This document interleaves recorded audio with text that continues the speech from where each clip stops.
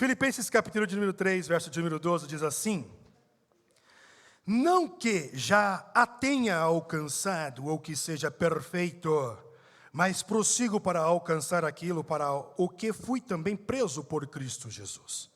Irmãos, quanto a mim, não julgo que o haja alcançado, mas uma coisa eu faço, e é que, esquecendo-me das coisas que para trás ficam, e avançando para as que estão diante de mim, eu prossigo para o alvo, pelo prêmio da soberana vocação de Deus em Cristo Jesus. Que bom que você veio e muito obrigado por isso. E, de fato, quando nós chegamos a um momento ou uma data como essa, uma data festiva ou uma data finalista, ou seja, estamos chegando no final de uma etapa, estamos chegando no final de um ciclo, então nós imaginamos o seguinte: criamos metodologias de contagem de tempo para uma melhor organização da nossa vida, da nossa rotina. Então, o que seria o ano? O ano nada mais é do que uma metodologia criada pelos homens para a melhor organização de nós mesmos. Então, existem metodologias de contagem de tempo para que possamos entender a nossa história, compreender a nossa realidade e traçar também nossos planos, nos organizarmos. Então, é justamente isso que estamos vivendo. O fim de uma etapa, um fim de um ciclo, um fim de um período, o fim de um ano, é isso que nós estamos vivendo. Hoje é o último culto fé do ano, bem como hoje também é o último culto da nossa comunidade cristã de 2023. Não teremos culto domingo. É um momento para você refletir, é um momento para você ficar com a sua família, é um momento para você abraçar quem você não viu. Não espere chegar um velório. Não espere chegar um casamento, procure usufruir de datas como essa, em que não há trabalho aqui, que você possa verificar, abraçar, visitar tais pessoas. Então é isso que estamos vivendo, o final de um ciclo, o final de um ano. Entretanto, se você conversasse comigo pessoalmente e perguntasse para mim, como eu defino em uma única palavra o ano de 2023, eu diria para você que poderíamos defini-lo por diversas vertentes. Então eu posso definir ele como um civil, como um cidadão. Eu posso definir ele como microempreendedor e posso definir 2023 também como pastor. Entretanto, como civil, como microempreendedor e como pastor, eu posso te afirmar que eu defino o ano de 2023 da mesma forma. E a palavra que encontro para 2023 é reflexo. O que é, ou o que foi, ou o que está sendo o ano de 2023 para você, pastor Rodrigo, para você, microempreendedor Rodrigo, e para você, cidadão Rodrigo. Para mim, o ano de 2023 é um ano de reflexo. É um ano do reflexo da pandemia. Pois aquilo que talvez a pandemia trouxe no seu período de ascensão, de vigor, não aconteceu na sua totalidade, intensidade somente lá, mas também pós-pandemia. Então passou a pandemia, muitas coisas aconteceram, principalmente, por exemplo, no quesito econômico, empregatício. Então, quando falamos de ano de 2023, eu defino como reflexo, o reflexo pós-pandemia, o reflexo do advento dos aplicativos. Como é que a sociedade agora lida com o home office, lida com o Meet, lida com o Zoom, lida agora com aplicativos em ascensão, crescendo cada vez mais, empregando mais pessoas? Como é que é isso para a nossa realidade? Então tudo isso é um reflexo disso que aconteceu na pandemia. Em questões econômicas, o que estamos vivendo no ano de 2023 também é um reflexo das atitudes tomadas economicamente falando, pré-pandemia e durante pandemia. O que nós estamos vivendo em 2023 é um reflexo reflexo da troca de governo. Então, quando nós chegamos em uma data como essa, uma data final, um momento final de um ciclo, restam duas coisas. A primeira coisa, a reflexão daquilo que passou, e a projeção é a segunda coisa daquilo que está por vir. Quando nós falamos de reflexão daquilo que passou, então nós temos um olhar agora voltado para o passado. Neste presente momento, nesta hora, nós vamos olhar para o passado. Ou em algum momento ainda antes de terminar o ano, vamos voltar o nosso olhar para o passado. E surgem então algumas perguntas. A primeira, por exemplo, quantas coisas deixamos passar em 2023? Quantas oportunidades você e eu, nós perdemos em 2023? Quantas tarefas não concluídas nós deixamos de lado em 2023? Tarefas, sonhos, desejos que você ansiou, que você arquitetou, que você planejou, e de repente elas não foram concluídas. O porquê? São inúmeros, N's porquês. Mas quantas tarefas, quantos anseios não foram concluídos em 2023? Partindo desse mesmo pressuposto, entretanto, mudando o olhar, deixando do passado e virando agora para o futuro, a projeção, então surgem outras perguntas. Vou reativar em 2024 o que desativei em 2023? Ou eu vou tentar de novo nesta área, entretanto vou fazer diferente do que eu fiz em 2023. Como vai ser o meu 2023? 2024. Até quando eu vou me permitir sabotar? Até quando eu vou me permitir chegar em lugar nenhum? Perguntas que faço para a minha projeção. E quando eu chego nessa pergunta, até quando eu vou me permitir me sabotar? Ou até quando eu vou me permitir não chegar em lugar nenhum? Isso me traz uma frase que gosto muito e marca a minha vida e marca a minha história. É uma frase que diz: quem trilha o caminho do amanhã chegará na cidade do nunca. Eu repito. Quem trilha o caminho do amanhã, chegará na cidade do nunca. Segunda, começa a dieta. Mês que vem eu vou para a academia. Tem aqui uma relação. 10 livros para eu ler este ano. Quem trilha o caminho do amanhã, chegará na cidade do nunca. Então, aqui eu paro, reflito, penso. O que é que difere uma pessoa que consegue chegar lá? Que consegue mudar, que consegue crescer, que consegue se desenvolver, que consegue avançar? O que difere essa pessoa daquela pessoa que, ao contrário de tudo isso que eu falei, não consegue chegar lá nunca? Não consegue se organizar nunca? Não consegue mudar nunca, arrasta ano após ano, mês após mês, as mesmas situações, os mesmos problemas, não avança, não cresce em hipótese alguma. O que difere a pessoa que consegue chegar lá da que não consegue? Da que se desenvolve, da que não se desenvolve. E olhando então para o que Paulo escreve, que nós acabamos de ler no início dessa reflexão, eu entendo que o que difere a pessoa X da Y é justamente o foco. Foco. E Paulinho era um cara focado. Paulinho era um cara centrado. Paulinho sabia o que queria e onde queria chegar. Então, se você tivesse uma conversa com Paulo, tomando um café, e você perguntasse para Paulinho assim: Paulinho, o que você quer? No início do ministério dele, o que você quer? Eu quero pregar para os gentios. Ele sabe o que? Ele não fica pensando. eu vou falar com a minha esposa. O que você quer, Paulo? Pregar para os gentios.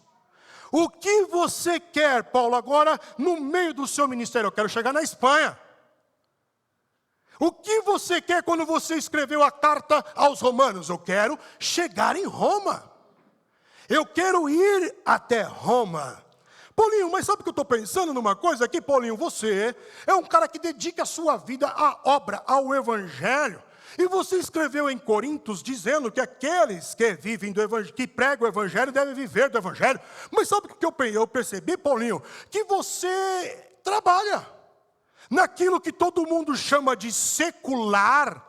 Você trabalha no secular e no suposto reino de Deus, como se fossem coisas distintas. Como se tudo não fosse de Deus. Você trabalha no secular e trabalha no reino de Deus. Por que você trabalha sendo que você mesmo escreveu que quem prega o evangelho deve viver do evangelho? Ah, eu trabalho, Rodrigo, porque eu não quero ser pesado para ninguém. Foco. Não quero ser transtorno para ninguém. Foco. Não quero que o meu problema se torne um problema do outro. Foco, é por isso que eu trabalho, aqui e lá. E se for preciso de dia e de noite, para não ser pesado para o irmão. É por isso que eu trabalho. Mas vamos voltar para Filipenses, Paulinho. E diz aí para mim, então, em Filipenses, você tem um foco, não tem? Eu tenho um foco em Filipenses também. Então fala para mim, qual é o foco que você tem quando você escreve a carta de Filipenses? E Paulinho, então, cita para mim o verso de número 10 e o verso de número 11. E Paulinho diz assim no capítulo 3, verso 10 e 11. Para conhecê-lo e a virtude da sua ressurreição e a comunicação de suas aflições, sendo feito conforme a sua morte, para ver se de alguma maneira posso chegar à ressurreição dentre os mortos. Vamos contextualizar. O que você quer objetivamente, Paulo, quando escreve aos Filipenses? Eu quero mostrar para ele que o meu foco é alcançar a ressurreição. Ponto. Foco. Eu quero viver, eu quero experimentar o que Cristo viveu e nos deu condição de viver. Eu quero ressuscitar. É isso que eu quero. É por isso que eu estou escrevendo essa carta aqui para os filipenses. Um dos motivos é esse. Então, quem é Paulo? Paulo é um cara focado. Quem é Paulo? Paulo é um cara concentrado. Só que quando olhamos, então, para nossas vidas, e eu não posso falar de você, mas posso dizer de experiências que já vivenciei como pastor, como microempreendedor, e você vai conversar então com pessoas na sua rotina, na sua trivialidade, e você vai conversar, e aí? O que você está fazendo da vida, ou o que você vai fazer da vida? Então, irmão, é o seguinte, estou aí, né? A gente está aí na parada. Então, mas você está aí? Eu estou indo. Está indo para onde? Não, eu estou indo, estou sobrevivendo, é isso aí. Boa, isso aí. Ou você fala com o cara, e aí? Já traçou alguma coisa aí de curso que você vai fazer voltado para a tua área para 2024? De fato, você fez alguma lista de alguns artigos que você pretende ler e se desenvolver para melhorar como profissional, para melhorar como homem, para melhorar como mulher, para melhorar como pai, para melhorar como filho, para melhorar como cidadão? Você já colocou aí alguma estimativa? E qual vertente você vai estudar? O que você vai ler para você crescer, se desenvolver? Irmão, eu acabei de viver o Natal, logo em seguida já é o ano novo, eu estou descansando, irmão, que vi nada disso não, para com isso daí, depois eu vejo isso daí. Mas o pior de todas, é quando você chega no crente, e você fala assim, e aí, mano, 2024 pintando na área, hein? Mano, show de bola, mais um ano, tomara que seja melhor, sim, mas e aí? Como é que é o 2024 para você? Irmão, é o seguinte, 2024 para mim é o ano em que eu estarei na dispensação do Senhor. Esse para mim é o pior. Aí eu falo, mas que raio de dispensação é essa? que tu criou? Que troço é esse? Não, você não conhece, né? Crente? Sim, sou. Não é você que é o pastor da parede preta? Sim, sou. E tu não sabe o que é dispensação? Não, não sei. Me fala, me traduz esse esquema de dispensação. Eu estou na espera. Ah, você está na espera? Irmão, eu acho um pouco contraditório isso aí com o que as Sagradas Escrituras me ensinam. Porque quando Deus olha para Josué, Deus fala assim, esforça-te. Ou seja, levanta da cadeira, levanta do sofá, pensa em alguma coisa, cria uma estratégia, não fica parado. É contrário de dispensação do Senhor. Mas tem um pior ainda que ganha, que é aquele crente que você vai conversar. E aí, como é que vai ser 2024? Ah, 2024 eu estou no óleo.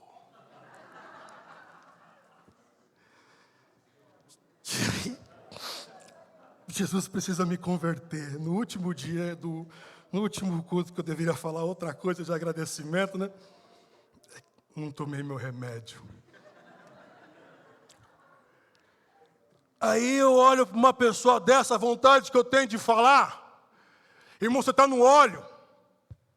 Então cuidado para não ser uma gordura saturada, um colesterol na vida de alguém. Continua no óleo esperando as coisas acontecer, a mágica, tá? Vou chamar Deus de Harry Potter. Continue chamando, continue esperando as coisas acontecer para você, que você vai ser um peso na vida de alguém. Você vai ser um problema na vida de alguém. Você vai ser. É um colesterol, uma gordura saturada. Crente não é para ficar no óleo. Crente não é para ficar nessa dispensação. O evangelho é ação. O evangelho é de caráter de urgência. Não é amanhã, é agora. Então, quando nós olhamos para o que Paulo escreve aos Filipenses, Paulo está falando de foco. Mas a grande pergunta é, o que é foco? Essa é a grande pergunta. Foco é um ponto principal que atrai objetos. Isso é foco. Foco é a união da prioridade com a concentração. Você pode até ter concentração, você consegue ficar parado um tempo ouvindo uma pessoa como eu, sem se desfocar. Você é concentrado. Mas se você não sabe o que você tem que fazer direito, então não adianta. E o contrário também é verdadeiro. Se você sabe o que tem que fazer, tem prioridades, mas não consegue se concentrar, você também não vai ter avanço. Então o que é foco? É a união, a fusão, a junção da concentração com a prioridade.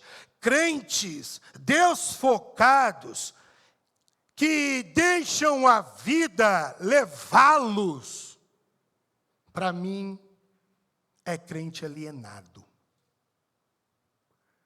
Tinha um pastor que uma vez ele falou assim, ó, não gosto de crente. E eu pensei, tu é pastor? Ele falou sim. E tu não gosta de crente? Não. E por que tu não gosta de crente? Porque crente é tudo alienado.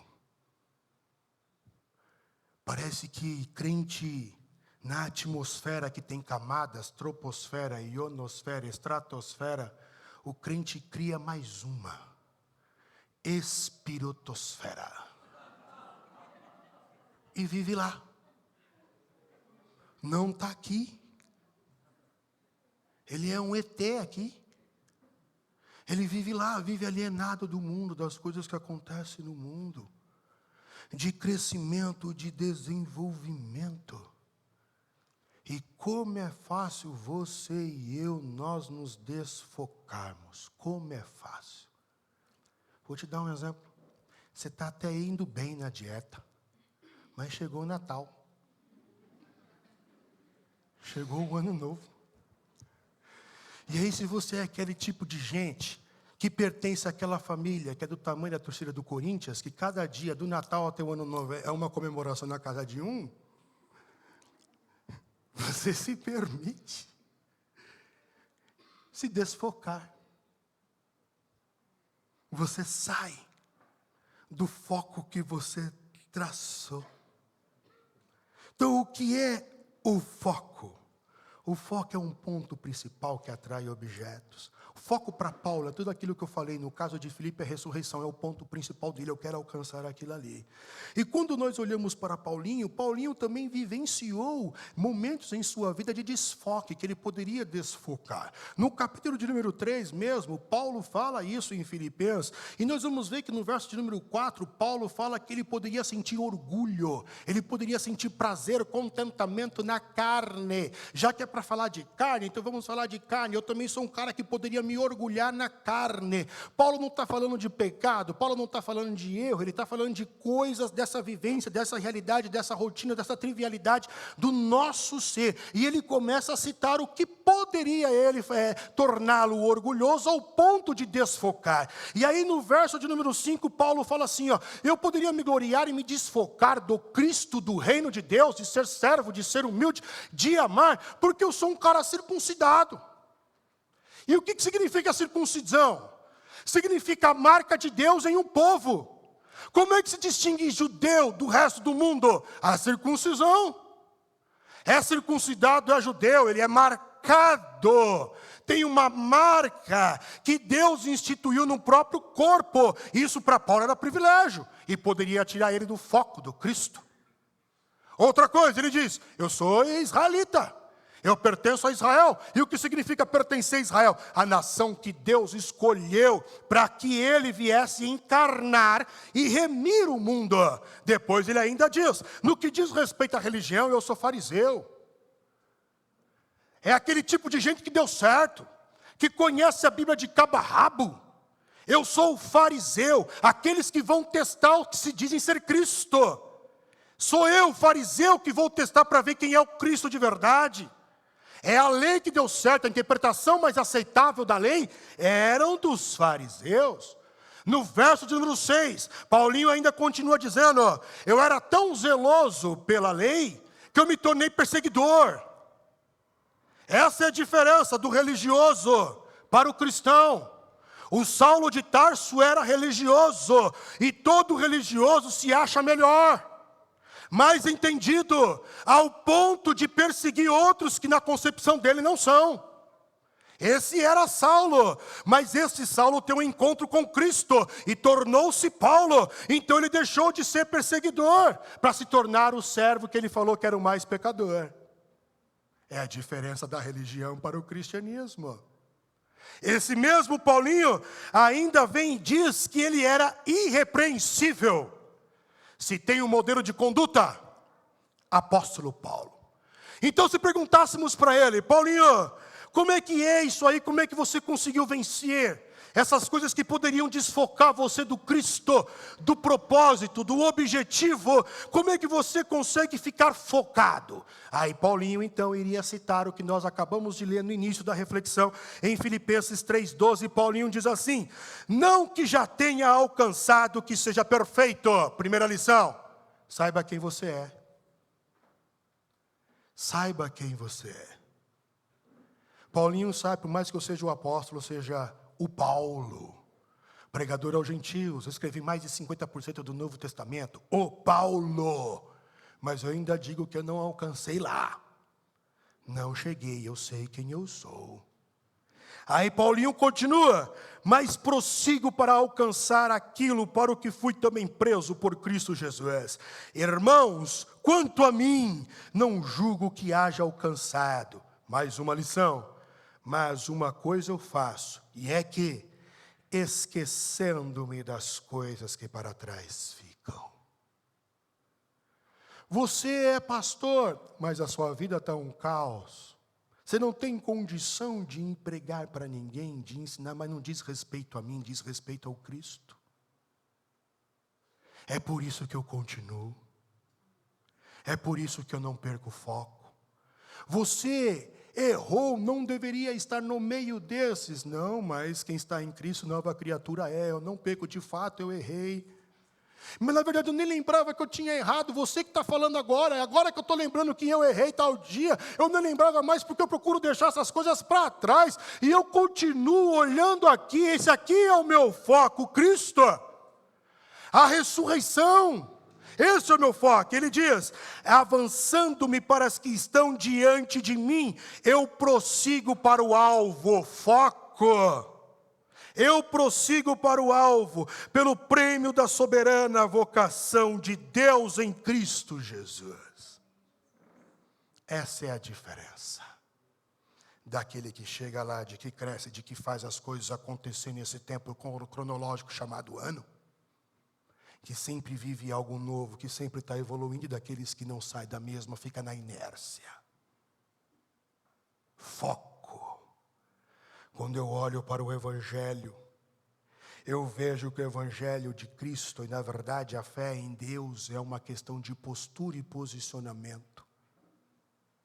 Muitos não mudam, não crescem, não evoluem, não avançam em várias áreas da vida porque não possuem posturas e não têm posicionamento. E quando eu olho para a Bíblia Sagrada, não só os cristãos, daqueles que se relacionaram com Cristo, que tem o Evangelho, mas os homens bíblicos também do Velho Testamento tiveram postura e posicionamento, como Abraão teve postura e posicionamento diante da sua família e falou assim, ó, é o seguinte: Deus falou comigo, e eu estou saindo daqui para uma terra que Ele vai me mostrar. Postura e posicionamento, assim como Josué. Vocês não querem servir a Deus, mas eu digo para vocês, eu e a minha casa serviremos a Deus. Postura e posicionamento, como Moisés, como Davi, e como tantos homens, outros personagens bíblicos, tiveram postura e tiveram também posicionamento.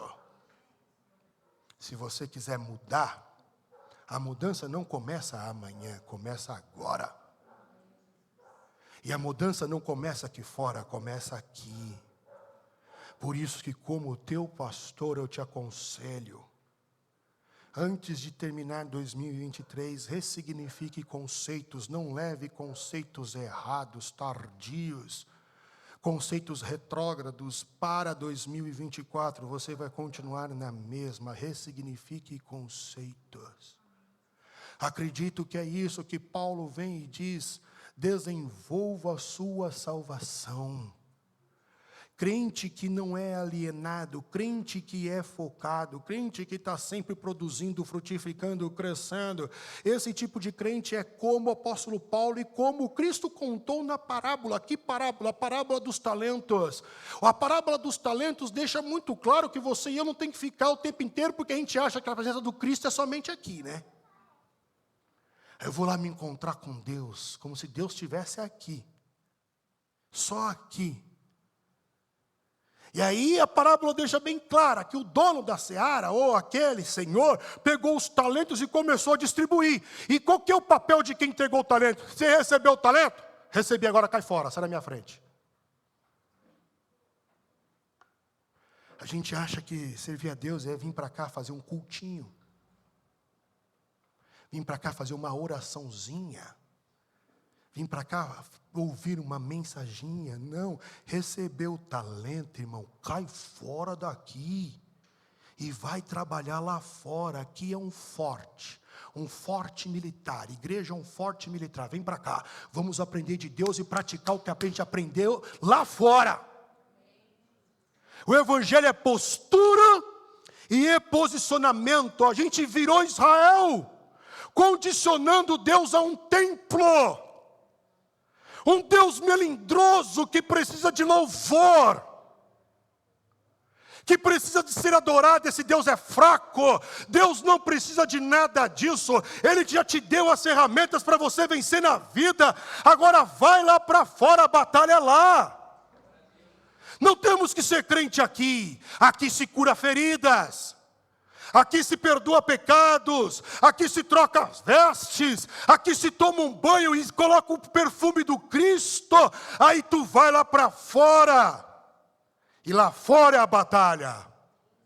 Ser crente lá fora, adorar Deus lá fora, converter lá fora, dar testemunho lá fora, pregar lá fora, que é fácil, irmão. Aqui é fácil. Não perca o foco. Não deixe acabar o ano com os mesmos conceitos de Deus do seu esposo. Para de meter pau no teu marido. Acho que eu deveria ter parado de louvor aqui. Eu falei para cantar mais, né? Mas deveria ter. Que agora tem que parar de pregar.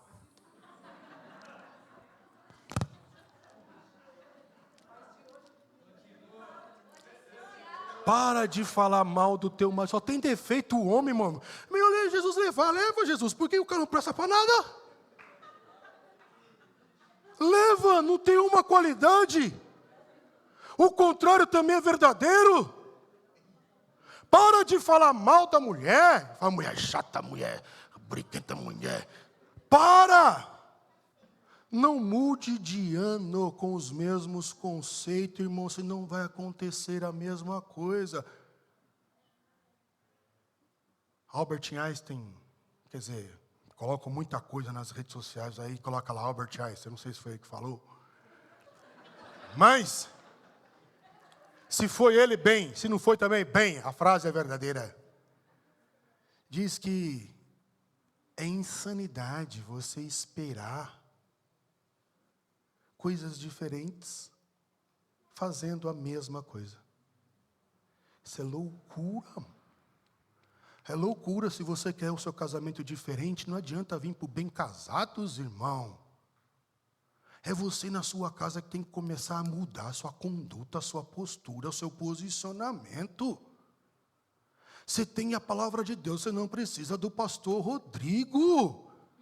É por isso que quando Jesus morreu, o pai falou, quer saber, mano? Eu vou parar com esse negócio de santo dos santos aí, e eu vou rasgar esse véu aqui, e o véu foi rasgado, eu disse, agora todo mundo tem acesso.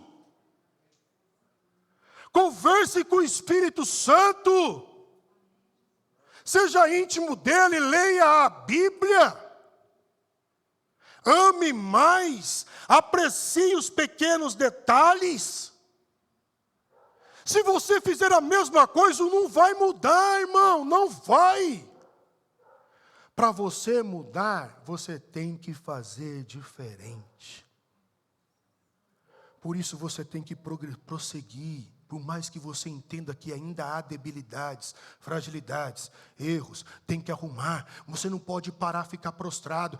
Eu vou desistir porque eu não sou nada mesmo, eu não consigo mudar mesmo. Mudança não é fácil. Quebrar o casulo, sair da largata para virar uma borboleta não é fácil. Não é fácil você sofrer essa metamorfose emocional, sentimental, psíquica. Não é fácil mudar condutas. Mas você tem que guerrear, avançar. Mas você não era o Paulo perseguidor? Não, eu era o Saulo perseguidor. Hoje eu sou o Paulo, o servo pecador do Cristo. Por isso que continua, ressignificou conceitos. Prossiga para o alvo, foque em Jesus. Ele é o modelo do melhor homem da terra. Se tu quiser ser o melhor homem, se tu quiser ser o melhor ser humano da terra, foque em Jesus.